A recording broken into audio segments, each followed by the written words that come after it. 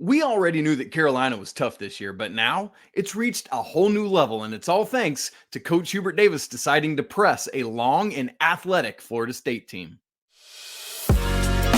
You are Locked On Tar Heels, your daily podcast on the UNC Tar Heels, part of the Locked On Podcast Network, your team every day.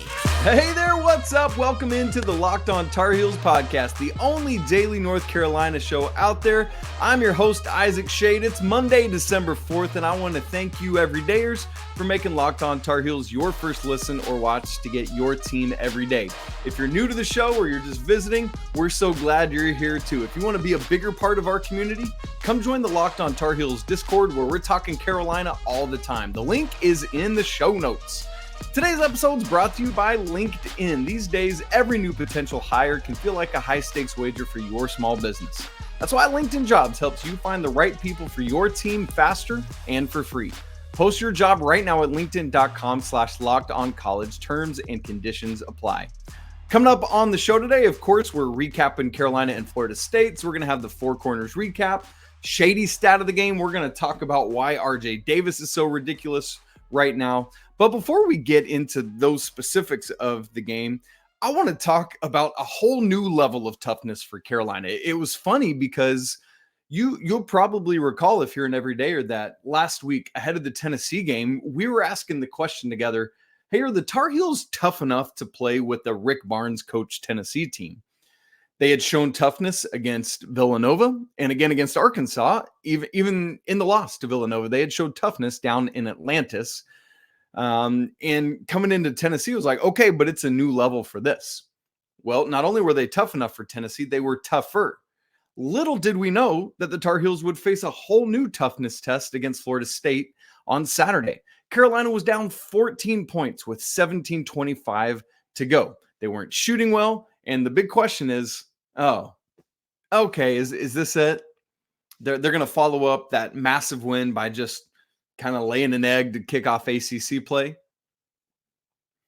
But there was, plenty of time left. So the question was, can they do the things necessary for a comeback? We just don't know with this team's previous Carolina teams, like a Tyler Hansbrough team, are like, of course they're going to come back and win this game. With this group, we just didn't know. There was no way to, because they hadn't been in this kind of deficit. But now we know. And oh boy, am I glad we do, because this team has found a whole new level of toughness.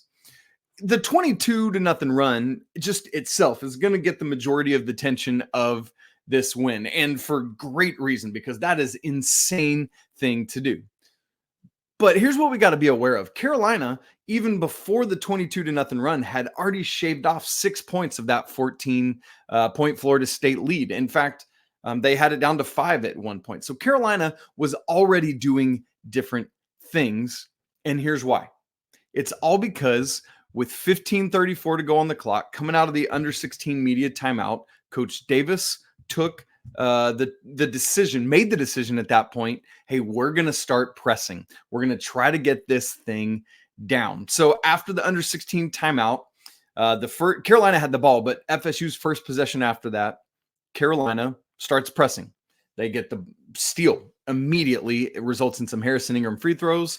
And then it's kind of off and running at that point. So we'll talk a little bit more about that. But for me, this is about Hubert Davis and his coaching. It is time for those of us who have not yet done so to give this man his flowers. And it's weird. I haven't really been hearing too much from the anti-Hubert Davis crowd lately. Maybe they're just having a little trouble connecting to the internet to reach out and say how glad they are for Hubert. But seriously, it's like Hubert Davis and the coaching staff are doing great things this season already. So they make this decision to press. They're down 13 at the time, and then Carolina just starts chipping away. So here it was. We get to the point now of the 22-0 run. Carolina, it's about 10 minutes left. They're down 8 at this point. And it's kind of crazy because Elliot, the lineup at that point is RJ Davis, Seth Trimble, Harrison Ingram, and Armando Bacot. And then here comes Elliot Cadeau checking in for 6'5" Cormac Ryan. And I remember sitting there thinking, like in real time, I don't know about this. Carolina's been pressing. They've cut into the lead. But this is a long and it's an athletic Florida State team, as always. And Carolina is going to get smaller in the backcourt now. Like, I don't know, Seth isn't all that much, or Seth, you'd had Seth and Cormac out there, but Elliot coming in for Cormac, you're losing 4 inches off of what is already a smallish backcourt. And it kind of bore itself out on the Florida State ensuing possession. They get 2 offensive rebounds. Thankfully, they miss the putbacks. Harrison Ingram gets a rebound, and then it's off and going. Because Carolina's next possession is where Elliot pitches over the top to Armando from out on the wing. Armando gets a bucket plus the foul, and there was that little fake bump. Nice acting job for the second time by Green. I forget which Green it was of the two. But at that point, the run is on. Armando, of course, makes the free throw because that's what he does these days. And that layup came at 9:18. Carolina went on a 22-0 run until Florida State finally hit a free throw with 4.5 minutes to go in the game. Perhaps the biggest key of this run for me, the 22-0 run, is that Carolina, when you're down by double digits like this, a lot of teams, when you hear them make a run, it's because they shot themselves back into it. It didn't take that happening for Carolina to make this run. In fact, of the 22 points, only 3 of those 22 came from a three-pointer. That was RJ Davis, the second basket of the run. And I also love that not only did they need to shoot themselves back in the game, it's that they didn't try to. Carolina went on this run with the pressure and with making layups, getting out and running. And that is what did it. Here's what that tells me. This is a veteran team that trusted the process. They knew they didn't have to go and shoot themselves back in because doing so could just as easily shoot themselves further out of the game. They knew they had enough time. They executed what their coaching staff was asking them to do. And you just have it. And I could go through the whole list, but that just takes more time than we have or need. But it was a beautiful thing to watch. And it told me so much about the mental fortitude of this team. Not only are they tough enough to make the plays, but they're tough enough to trust the process. And that's exactly what happened. And for Florida State, man, they, we had talked about it. They had just blown in their previous game a 17-point second half lead at home. And now in this one, they blew a 14-point halftime or second half lead at Carolina. Beyond this toughness of this specific game, keep in mind, we are now at the point where Carolina finished off that 4-game losing streak last year. And so we now see the difference in last year's team and this year's. Each of the past 2 seasons, let me remind you of the parallel. Carolina lost the second game of their Thanksgiving week tournament. Last year, it was Iowa State up in Portland. This year, it was Villanova in Atlantis. Last year, the 3 games that followed that were the final game of the PK 85, where they lost to Alabama. Then they lost at Indiana in a conference battle. Last year it was Big Ten, now it's SEC. And then they proceeded to go on and lose their first ACC game. It was the same progression of 3 games for Carolina this year. The 3rd game of their Thanksgiving week tournament at Atlantis. Then a conference champion or conference matchup, battle, challenge, whatever you want to call it. This time the SEC against Tennessee. And then their first ACC game. Instead of going 0-3 in that stretch, Carolina went 3-0. So how did Carolina respond to their first loss of the season each year? Last year, 0-3. Granted, 2 of those were on the road, where 2 of those were at home this year. But this year, instead of 0-3, 3-0. That is a huge, massive, big difference in essentially the same types of games. This Carolina team, folks, is different. Beyond winning that ACC game to wrap up what last year was a 4-game losing streak, Carolina is now 1-0 in ACC play. And of course you want to get there, but remember on Friday, we talked about the reason that was so important is because when we get to the main chunk of ACC play, the final 19 games, the first 3 of those are on the road. You do not want to start that stretch as an 0-1 ACC team like Duke is right now. Oh man, throw Duke catch some strays in here as well. They should. Instead, you want to be 1-0 because then you got to go on the road back to back to back before you're back in the Smith Center for the overall 5th game of ACC play. And they did exactly that. It's great stuff for the Tar Heels. So all in all, what did we learn? An even new depth of the toughness that we had learned in the Tennessee game. Way to go, Tar Heels. keep it rolling. Got a massive matchup Tuesday at Madison Square Garden against the reigning national champion UConn Huskies, who just lost over the weekend at Kansas. All right, coming up in just a second, I want to talk about the catalyst of this team, the MVP right now, which is RJ Davis, and he is doing ridiculous stuff. We'll get to that in just a second, right after I tell you that this episode of Locked On Tar Heels is brought to you by LinkedIn. Hey, when you're hiring for your small business, you want to have as many top-tier candidates as possible to interview. That's why you got to check out LinkedIn Jobs, which has the tools to help find the right professionals for your team fast and for free. It's critically important for the success of your business to have a quality pool of candidates to interview, and thankfully, LinkedIn Jobs makes it easy to find those candidates. It's not just another job board. They got this vast network with more than 1 billion professionals, making it the best place to hire, which is easy when you have that many quality candidates available. So easy, in fact, that 86% of small businesses get a qualified candidate within 24 hours on LinkedIn. They know that small businesses are wearing so many different hats and that they might not have the time or resources to hire well. Thankfully, with LinkedIn, that process is intuitive, it's easy and quick. And they even just launched this new feature which helps you write job descriptions so you can really hone in on what you need. So post your job for free right now at linkedin.com/lockedoncollege. Again, that's linkedin.com/lockedoncollege to post your job for free. Terms and conditions apply. Okay, I want to talk RJ Davis. 27 points in this game. I mean, it like that alone is wild that anytime somebody's getting up close to 30 or at 30, it's great. But now RJ has done so 27 or more points in back-to-back games. And who are they playing in those back-to-back games? Arkansas, Tennessee, and Florida State.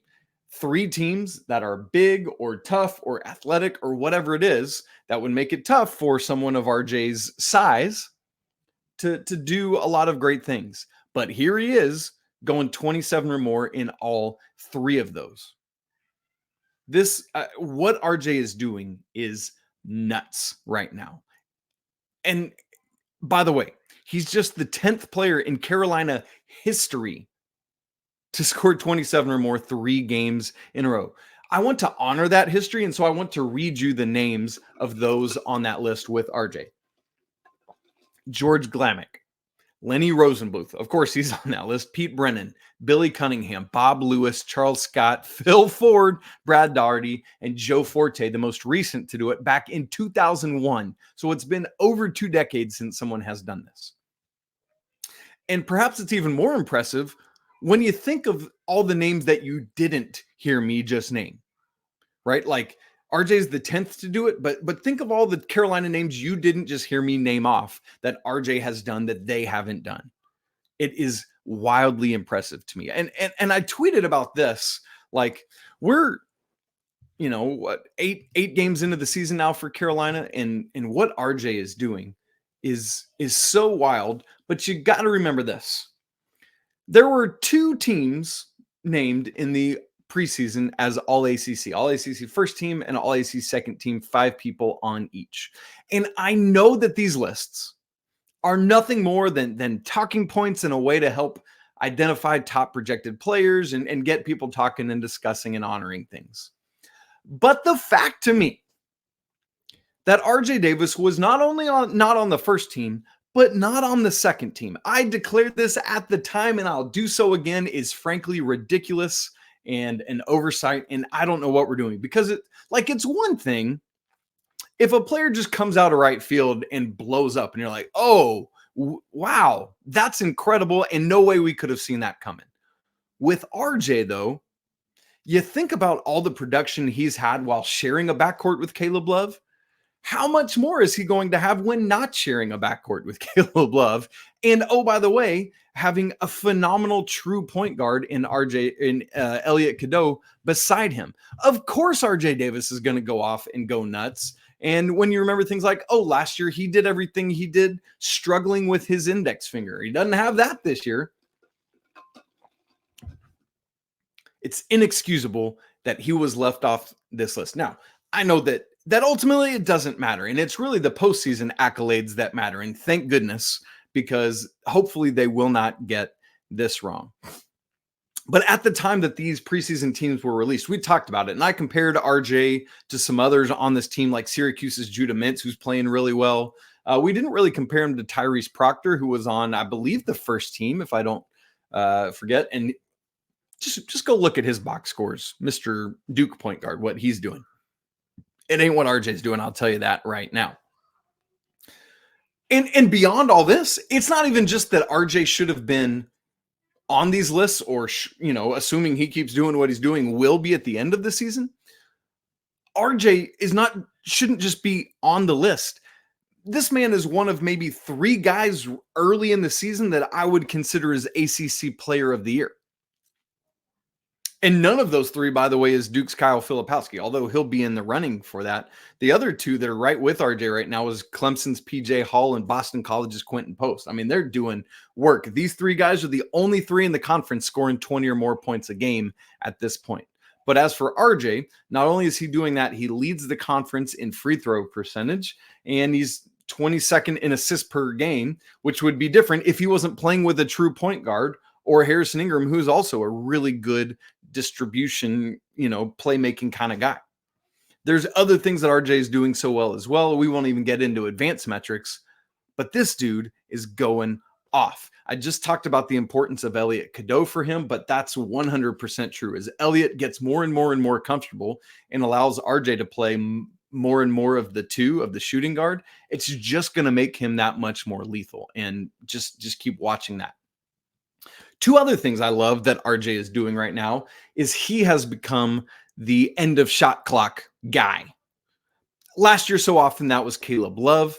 Those end of shot clock shots that you're kind of forced to take that, maybe you're trying to make something happen. Well, it's so different this year because last year Carolina would often just stand around. This is both, on the other 4 guys on the court and Caleb for not really doing much to make it happen. This year's team moves the ball so much more capably that, you're always going to have situations where you get forced into end of shot clock moments. But this year, those shots that RJ is looking at are different. Like there was a desperation 3. I feel like it was in the Tennessee game, but it was coming off a pass for Elliot where all RJ had to do was pull up. In this game, he hit a dagger on Saturday. FSU was trying to crawl back in it late. There's about a minute and a half to go. FSU would cut it to 6. RJ just pulls up, gets his 3, never got closer than 7 again. So he is this end of shot clock guy that you can depend upon and rely on. And whether it's getting to the basket or pulling up from deep, he can make it happen. But not only is he an end of shot clock guy, he is an end of game guy. This dagger 3 that he hit against Florida State, that's an end of game moment. But also, you think about how phenomenal he is from the free throw line. There's nobody else on this team I would want in the ball with the ball in his hands more than RJ. And that's with all due respect to Cormac Ryan, who's also shooting 90% from the free throw line. But with RJ, he's just proven it over and over and over, time and time again. We talked about down the stretch, was it Tennessee or Arkansas, where he and Elliot went a combined 8 for 8. It's those kind of things. RJ not only is consistent from the free throw line during the game, but in closing out games as well, when you have to make your shots at the free throw line. It's just RJ Davis is having a phenomenal first 8 games of this season, and it ain't going anywhere. We got to get to our 4 corners recap. We got to get to our shady stat of the game, and we're going to do all that in just a second. Right after I tell you that this episode of Locked On Tar Heels is brought to you by FanDuel. As the weather gets colder, the NFL offers Stay Hot on FanDuel. Right now, new customers get $150 in bonus bets with any winning $5 money line bet. That's $150 if your team wins. Maybe you've been thinking about joining FanDuel. Well, there's no better time to get in on the action than right now. Their app, it really is so easy to use, and they have a wide array of betting opportunities for you. Spreads, player props, over-unders, or how about this one? The ACC regular season champion odds are on FanDuel right now. Duke is at plus 190, Carolina at plus 340. Well, we might see some shifts in those numbers coming up soon. Miami and Virginia both at plus 470, and Clemson at plus 1,000. Clemson looks good, folks. I'm just telling you. So if you want to get in on those ACC bets, visit FanDuel.com/lockedon and get in on that and any of the NFL action this season. FanDuel, official partner of the NFL. All right, let's get to our Four Corners recap. We were just talking about RJ and his free throws, and that's actually the first thing in our Four Corners recap, how important the free throw line how important the free throw line has been for Carolina, not only in this game specifically, but this season overall. In this game, Carolina only sent the Seminoles to the line 8 times. They only made 4 of those. Meanwhile, the Tar Heels went 31 times and connected on 25 of them. This is even a bigger gap than Carolina had against Tennessee when they doubled up the number of attempts on Wednesday night. Right now, Carolina as a team has made 53 more free throws than their opponents have attempted. They've made 178. Their opponents, have attempted 125. And also Carolina has done that while shooting a higher percentage from the free throw line. That is going to be something that is going to help you win game in and game out. Let's look at a couple individual players who were really helping achieve that. We just talked about RJ Davis, and I had mentioned all due respect to Cormac Ryan. Here's why. RJ right now has only missed 2 free throws all season, 35 out of 37. That's 94.6%. He is first in the ACC. Meanwhile, Cormac Ryan has also only missed 2 free throws. He's 23 of 25, 92%. He's third in the ACC. Yes, the Tar Heels have the first and third leading free throw shooters by percentage in the conference. Combined, these two are shooting 58 of 62. That's 93.5%. You just feel so comfortable knowing that, a lot of times end of game when the other team's going to foul you and it's like, all right, we got to get the ball only to RJ. Nobody else can touch it. When you know that can be both RJ and Cormac, but that's a different kind of situation right there. Oh, and by the way, let's not forget Armando Bacot, this guy who is a 66% career free throw shooter coming into the year and had never shot above 67% in a single season, is currently sitting at 84.8%. The statement I'm about to make is true. Armando Bacot is the 13th leading free throw shooter by percentage in the ACC. Wrap your brain around that. But he's doing so while shooting the 5th most attempts in the ACC in terms of average attempts per game. All the 4 guys ahead of him are all under 80%. It's absolutely bonkers. And what's great about this for the coaching staff is then you don't have to sub in and out. All right, we got to get Armando out because we can't let him get fouled and sent to the line. It's go ahead, foul him if you want. Now, obviously, you'd rather get the ball to RJ or Cormac, but it's so nice knowing that you have Armando as a backup there. Number 2 in our Four Corners recap, how about Seth Trimble? In the second half, as Carolina was making their run, Coach Davis severely truncated the rotation, the 5 starters and Seth Trimble. And it's nice because when you've been playing your depth so much, it allows you to know that these guys are going to have their sea legs up under them. Not to mention that it was the Florida State game. You got UConn on Tuesday, but then you got a week and a half off until you face Kentucky, 10, 11 days later. So you can run these guys some extra minutes. I bring up Seth Trimble because he led the team by far in plus minus. If you're not familiar with plus minus, it's just what is the score differential when you are on the court. So when Seth Trimble was on the court on Saturday, the Tar Heels were plus 24 over Florida State. The next closest person to him was Elliot Cadeau at plus 16. All that to say, again, people disagree on how important plus minus is because for a variety of reasons. Very simply, you can say that Carolina was better by a lot with Seth Trimble on the floor on Saturday. He was making plays. He was disruptive on defense and yet only called for 1 foul. He was perfect from the floor, 3 of 3, 3 of 4 from the free throw line. Didn't have a ton of assists, just 1, but perhaps more importantly, didn't have any turnovers. Seth Trimble, man, is growing by leaps and bounds this year. And man, when he's out and running, this team looks so good. I haven't even looked at the fast break points from this game. Carolina led 16-10, so not a huge margin there, but they did lead in that. Third point in the Four Corners recap was the weird goaltending thing in the first half that ended up being overturned. 10:39, so halfway through the first half, Armando Bacot had grabbed an offensive rebound, was putting it back. A Florida State player hit the net. The shot didn't go in, but Armando was corralling it again anyway. A whistle was blown, goaltending was called, and Carolina awarded 2 points, obviously, and Florida State was given, change of possession, because that's what happens. The problem is they went back and reviewed it later, as Corey Alexander talked about on the broadcast in real time. Kudos. Great job catching that there. By the way, Jim Boeheim, I'm here for it. Carolina's 1-0 when he's on the call. Let's get him every time, right? Anyway, and so they go back and review it at a dead ball timeout, review or determine that it wasn't goaltending. And so they take those 2 points off the board. But here's the problem.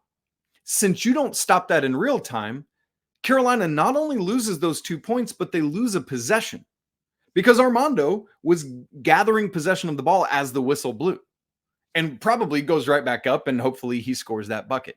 So you've essentially cost Carolina, potentially 4 points there, or at least 2, right? Like if goaltending hadn't been called, Armando gets the bucket, and there you go.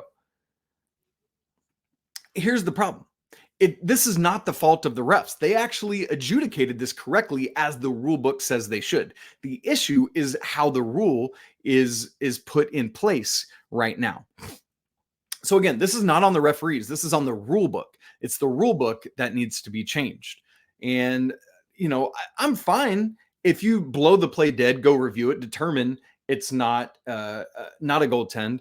But then it's Carolina's ball because they had it. I mean, this happened in a college football game yesterday. I forget which, maybe it was Michigan, where there was a play. It was ruled incomplete on the field, but a Michigan player had picked it up, handed it to the ref. So he was the last one in possession.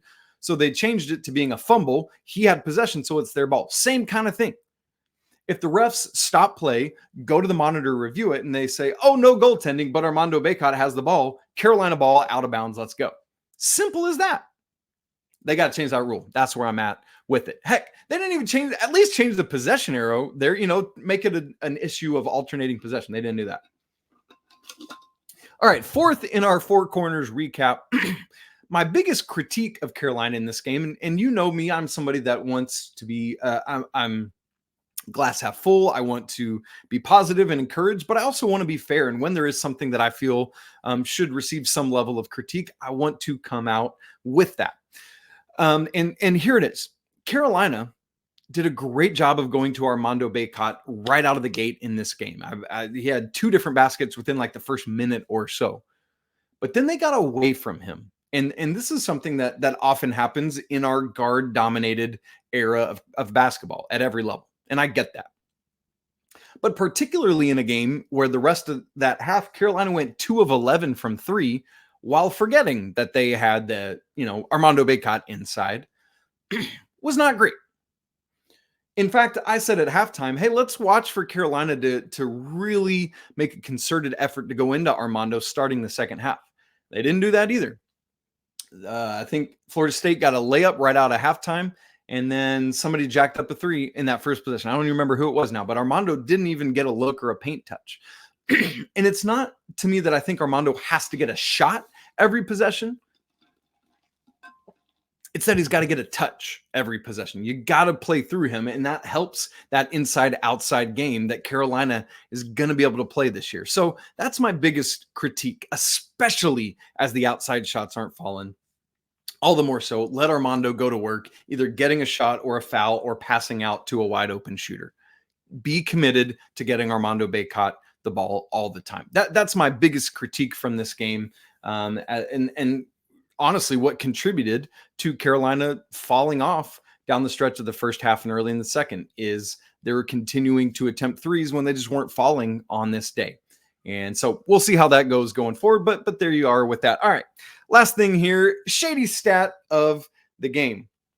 Carolina in the Hubert Davis era has not been as dominant an offensive rebounding team as they were in the Roy Williams era, chiefly because they're not playing a 2 big lineup as other teams were only doing 1 big and 4 guards. It makes sense that Carolina would dominate that under Roy Williams.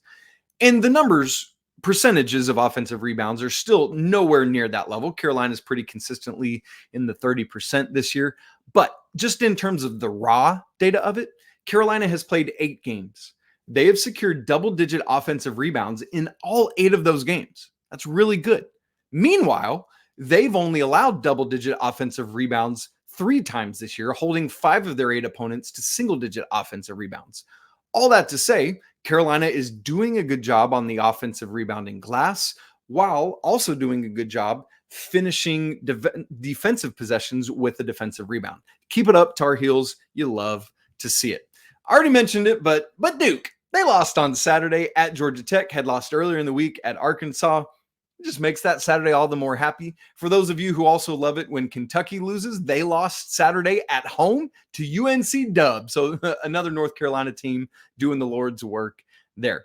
By the way, football notes, as I'm recording, we still don't know Carolina's bowl destination yet. We definitely will know that by Tuesday, and I'll mention that on the show. But we also learned that George Pettaway is transferring, the running back is transferring away from Carolina.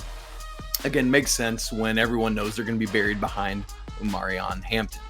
Friends, that's it to kick off this week. Coming up on tomorrow's show, Coach Pat Kilby is going to join me a day early this week because he's got some commitments at our usual recording time. But that'll be great because we're going to join together to get you prepared on Tuesday's show for the matchup with UConn. Going to be a really, really tough test for the Tar Heels. I'm very serious. This is a great UConn team.